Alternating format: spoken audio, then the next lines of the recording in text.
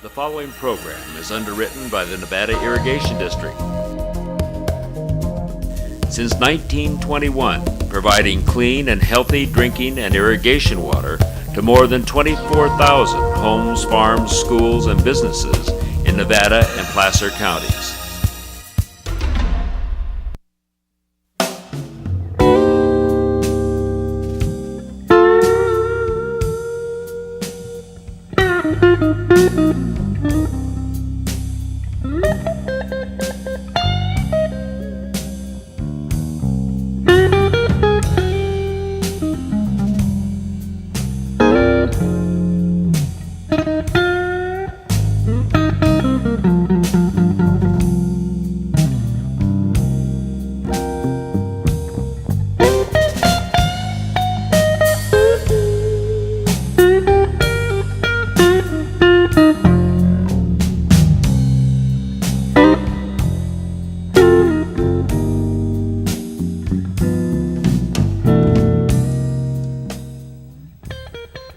Hello everyone, I'm Lou Sitzer, your host for Nevada County Interviews.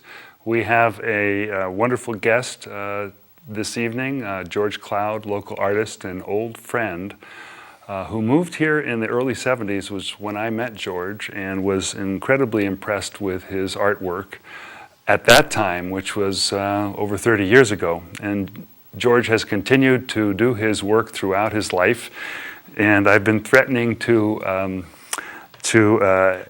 show it to the world, which he beat me to it, because he is now having his first exhibit that I know of at Center of the Arts going on this week.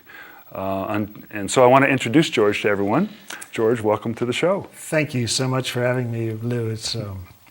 It's great to be here, and I'm honored. And it is exciting to finally be exposing myself like this, and I should have known you would do this to me. So I've been anticipating it. George has sort of hidden in the shadows of wonderful work, and I'm so pleased that you've brought it out for everyone to see. The exhibit at Center of the Arts is from June 9th. It's begun until what date? The 28th, through the 28th.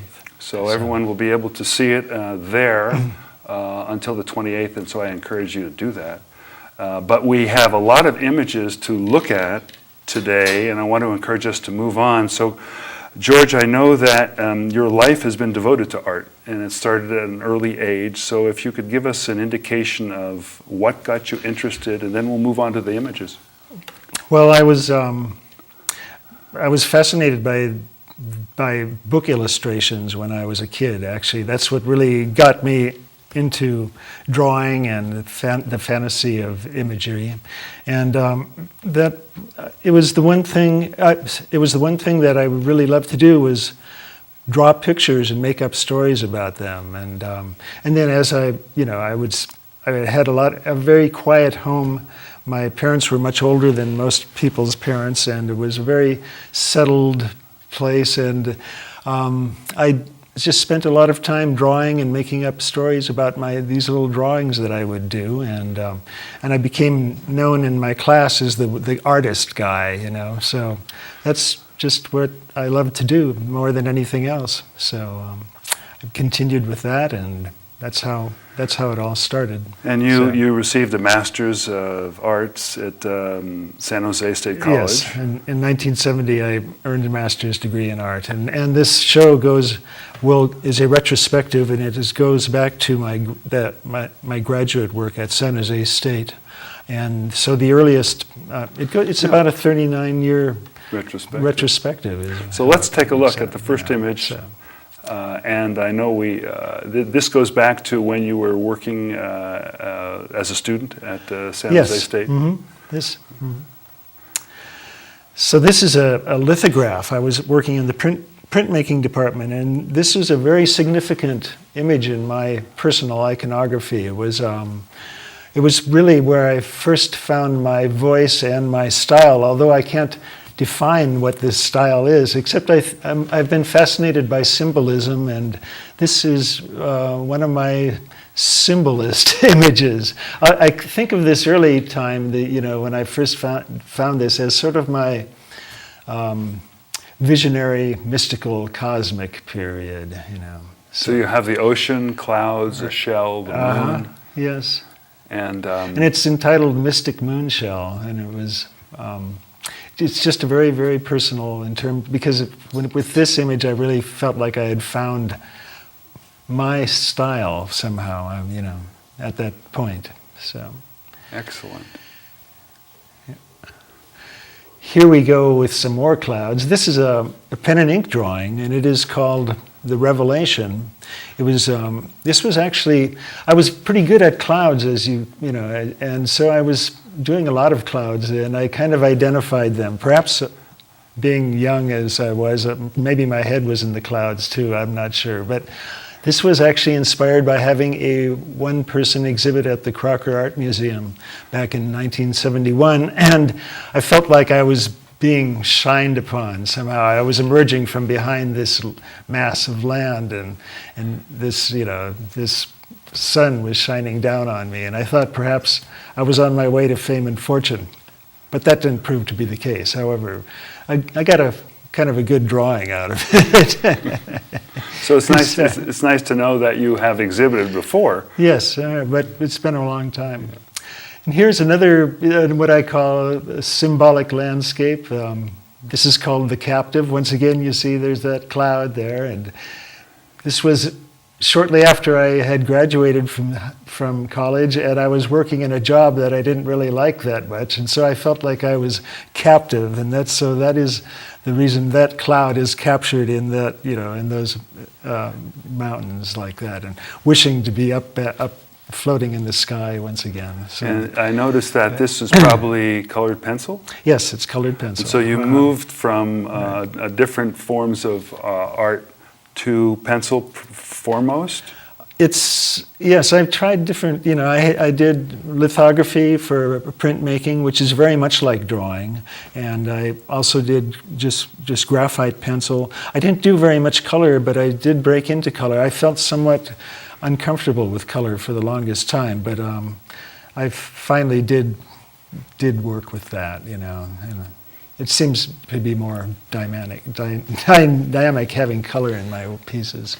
So anyway, after college, I moved to Nevada City, and I bought property with some dear friends, Diane and Ralph Federley. And they and two other friends founded the Foothill Theater Company, and suddenly my life was inundated with all these theatrical types and all this theater activity, and I was seduced by this. And for the next 13 years, most of my artistic energy was given to theater, including doing most of the posters for Foothill and painting and building sets. And so there's a wall of my posters in this exhibit.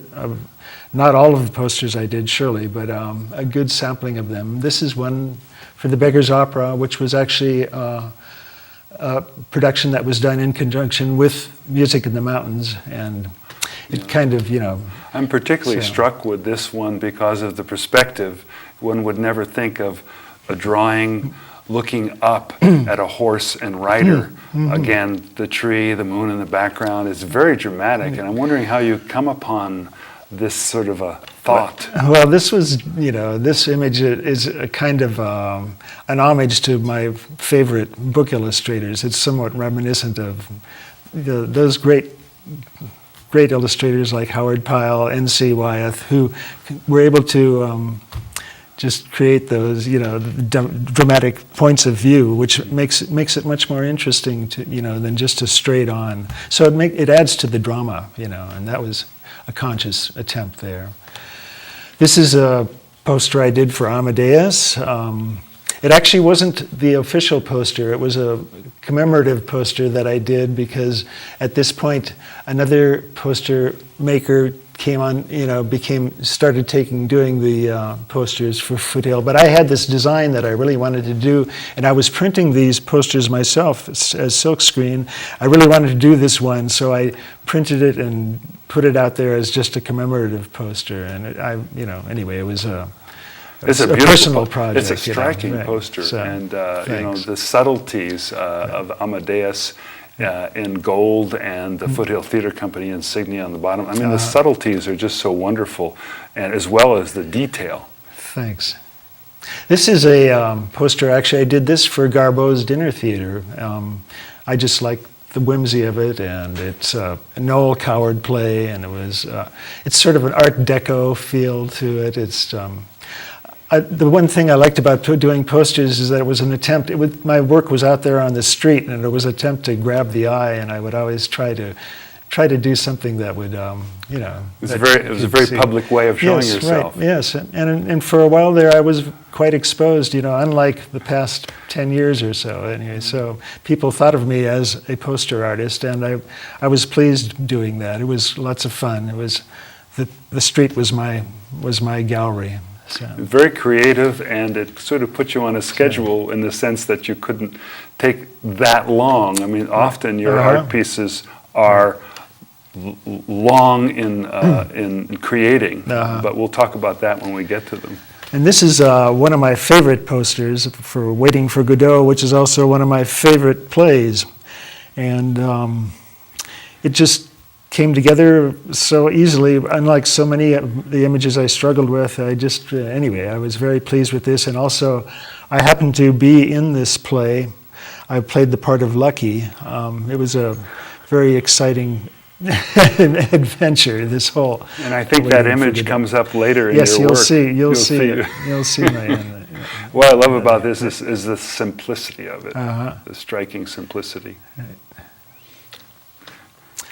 And here was another style poster, another attempt to grab the eye. It was a great fun production. It was a farce, and it was, this is what came of that. And were you still doing printing those yourself? Yes, I was. I had set up a silkscreen printing, serograph thing in my studio, and I was printing these, myself. And this is what you note as your theater period, when you were occupied for 13 years doing theater posters. Yes. It's great. I love the color. And then after theater, my theater period, I wanted to get into a more personal expression once again, and I didn't really want to return to my cosmic mystical period. I wasn't there anymore. That was my youth in a way. I needed to find another personal imagery, something more that reflected my, me as I was at this time. So I decided to investigate imagery from my dreams. And I did a series. I spent about 7 years just working with those. This is one of those. It's called Rescue Discovery, and it was a dream in which I was rescuing people drowning in the ocean. And in another part of the dream, I was walking beside the ocean and found a pyramid made of sand. I lifted it up, and inside there were these this rolling bunch of eels. It was rather alarming and upsetting. It was sort of about looking at the subconscious and about saving parts of yourself. And so that was that one. And this is a larger drawing than you would think on the screen. What size is it about? It's about 20 by 24 or so, And the detail like is extraordinary, so do think about going to see the exhibit, because you get things that you'll see much more detail than you will on a TV screen. Here's another dream image in which initially it was just a large elephant was standing there, and it just felt so powerful. And later on, I was riding my bicycle through the forest. I came upon a man whom I talked to, an older man, and he said he was very proud of me. He was, he thought I was on the right path, and this felt good. And I suddenly realized that this was my father, who actually was not that supportive of my artistic endeavors. And here, finally, I met my father in a dream, and he said everything was good. And later on, I was riding my bicycle through the forest once again, and I saw my father struggling through this forest, and I realized I'm so happy that I'm on this bicycle. I did choose the right path, and that's, so that drawing is called Into the Woods, and it's very personal in that way. Here's another drawing. This was not entirely a dream, but part of it was inspired by a dream, and in which I had a boat, a model boat that was on a shelf. I climbed up onto my ladder to look at it, and I discovered that the bowsprit had broken. The bowsprit is the long, tapered nose of the boat, and this happened just about this was after I decided I was tired of doing dreams, and I wanted to go on to other imagery, and I wasn't able to find, the inspiration, and so I lost my way for a while there. And this image is about being lost there for a while, having lost my bowsprit, so to speak. And there's a rose in the background, as you can see. I use the rose frequently in some of my images before. That's a personal image. There's also I borrowed an image from one of my favorite artist, Albrecht Dürer. It's a famous angel from his print called Melancholy. So this was about a time of struggle and trying to find my way. And so here is an image called For Linda, and this is inspired by my wife, Linda, who is a photographer and who was working with imagery with a pinhole camera for a number of years there, and it was. And this is her beside the ocean, holding her pinhole camera with a number of props surrounding her. There's also an image of me and her as young children sitting, because she wanted me. When I was working on this, she said, "Well, I don't want this just to be about me. You should be in there too." So I did an image of me and she as children in the background. So it's. Then after a while, I decided I really wanted to get into some color, and I also wanted. I broke through, from that time of the broken bowsprit. I went to an exhibit at the Palace of the Legion of Honor. It was a surrealist exhibit. I believe it was called The Eye of Desire. It was a traveling exhibit from the Jewish Museum, and I was really inspired by this exhibit, and it sort of showed me that I could do virtually anything I want. I wasn't necessarily confined to dreams or whatever. So I started playing with any image that fascinated me, and this was the first image that came out of that. And I was fascinated by this heart. Actually, I saw this heart in a National Geographic, and I drew it, and then I started putting elements surrounding it. And I borrowed images. I guess you can call it appropriation. Some people call it stealing. But I really loved this group of men in this painting by El Greco. I think they are apostles of Christ. And the painting is the miracle of Christ healing the blind. So I stuck them back there, and they're looking at the heart going, wow, look at that. Because I think the heart is a miraculous, wise organ. It is the seat of wisdom as well as the mind. And then I love this image of these children in this movie theater. They're just captive with the spellbound. And this image is entitled World of Wonders. I also, up in the upper left, is a part of a painting by one of my favorite surrealists, but his name is Giorgio de Chirico. This is one of my favorite works of his, a part of it called Mystery and Melancholy of a Street. And then I've thrown in other symbols, because I'm really, this period is that I'm in now, I think of as symbolism run amok, is what I call it. And so I'm free to just put anything in there that fascinates me and hope that it looks as if it has meaning. And that's what I like. I like it to look as though it means something, even though I don't necessarily know what it means. And sometimes, eventually, it does reveal itself. Here's another of my symbolism run amok, showing my fascination with pirates. This was inspired by just a vision of Icarus falling into the pirate sea, and I just started playing with that image and put other things around. There's Icarus up in the upper right. There's I also wanted some dynamism happening in there, so I have this locomotive passing through there. I think this is entitled The Inevitability of Impetus, and it's about that need to go out there and do it, to go for the piratic quest or whatever, And, down in the lower left, there's an apple with a bite out of it. That is the famous apple of the fall of man, so called. And other images. After I had finished this, I needed something behind that apple. It looked so lonely, so I found a cross section of a hurricane to stick behind there in National Geographic. I have 40 years worth of National Geographic that I pore over looking at pictures. It's a great source of imagery. So. Right. And I do want to mention to everyone that this is George Cloud, who is exhibiting his work, a retrospective at Center of the Arts until the 28th of this month, so be sure to go there. You'll see much more detail than you will viewing things on TV. So let's go back to that next image. And here we come back to Waiting for Godot.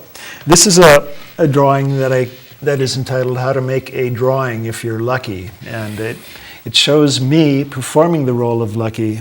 That is that figure there to the right. And it is surrounded by all kinds of symbolism that, up in the upper left, there are two angels that are holding a scan of the brain before and during prayer. This is the artist praying for inspiration, Up above Lucky is a triangular shape called a tribar. This is the simplest shape that can be drawn but cannot be reproduced in physical reality. It's an illusion, in other words. It's like an M.C. Escher image, and this is part of what I consider the power of being able to draw. You can create illusions like that. And then there's other. Can we? We'll go back to it. There's. I'm also fascinated with anatomical drawings. I just love the fact that you can look inside the human body like that, that artists can, that this is a possibility. So in the center there is the cross-section of a head revealing the skull and the spine, and it is emerging from an ocean. That is the artist, and he's holding a pencil coming out of the ocean, and he is drawing this whole piece, and so it's sort of, it's just sort of. Well, it's very impressive in its complexity. And how long people need to appreciate the time and scrutiny and artistry. How long does it take you to produce a work like this? It takes me months. It takes months to just put together all the images, to find the ones that I want to play with, and then to actually lay them out, and then the final rendering takes a good amount of time. Also, it's very detailed and very very boring to watch, I'm sure, but it's. Well, when you get it to this point, and you can see really so much of you in it, and so much of sort of the state of the world as well, picking up the imagery.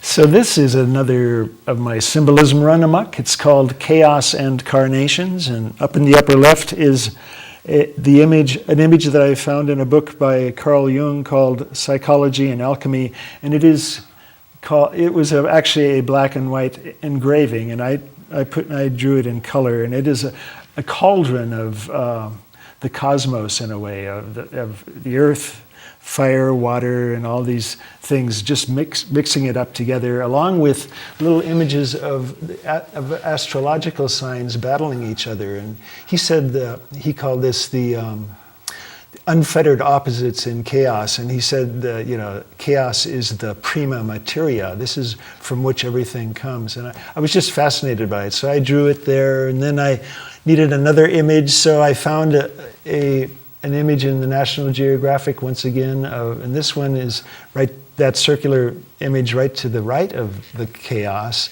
which is actually a human ovum being attacked by sperm, which is also prima materia, I consider. You know, and then I found these two wonderful birds in a botanical or in a print by an artist similar to Audubon, except he was Australian. And as it happens, I just love the way these birds are sharing a snake. There's a lot of couple things happening in this, you know, what with the sperm and the egg and the couple, you know, the couples in the astrological thing and the birds and such. Yeah. So there's so much to cover, right. And this is the last illustration, so we can spend a few minutes on it. Okay. Finally, we come to this, which is called Arrival, or Legend in His Own Mind. And once again, we come back. Well, this is an autobiographical, talismanic image. And it's in the upper left there, you see, we return to my first image, which was so important to me, of the mystic moonshell. And it is, in the background is Nevada City, and floating in the sky is my mystic moonshell. And I'm coming up over a hillside overlooking Nevada City, also floating in the sky. To the right there is Good Fortune, whom I stole from Albrecht Dürer also. And I'm coming onto this hillside where an agave plant is growing, which is also known as a century plant. And dancing around the century plant are these 9 women who are the 9 muses. And so this is sort of the hope that the century plant is a symbolic of hopefully my being a late bloomer and being continuously inspired by the muses. Then down on the bottom, we see my influences as a child, which the things that really inspired me to start drawing, which happened to be Dick Tracy. And Dick Tracy is shooting a villain here, as you can see, and then somehow a magician or an alchemist is changing the bullets into rays of inspiration, which are hitting me as a child floating in ecstasy with a shower of pencils around me. Well, I'm amazed, George, that we've been able to cover this much at this time, and because you're getting George's life in 27 minutes. And I hope you've gotten enough of a taste of it that you will go see the show at the Center for the Arts. It will be there until the 28th. It's an incredible show. And I want to thank the entire crew here, Cassandra Wallstrom, Ryan Little, Michael Lamarca, our executive director, Gail Woodman, Marilyn Blom, Jenna Remley, a wonderful crew, all volunteering to bring this show here to you at NCTV, and to let you know that we're also streaming on the web. You can watch us on the internet, and I want to thank you a lot. Tune in again, and thank you, George. Thank you, Lou. It's been great. And what a great way to celebrate our lives.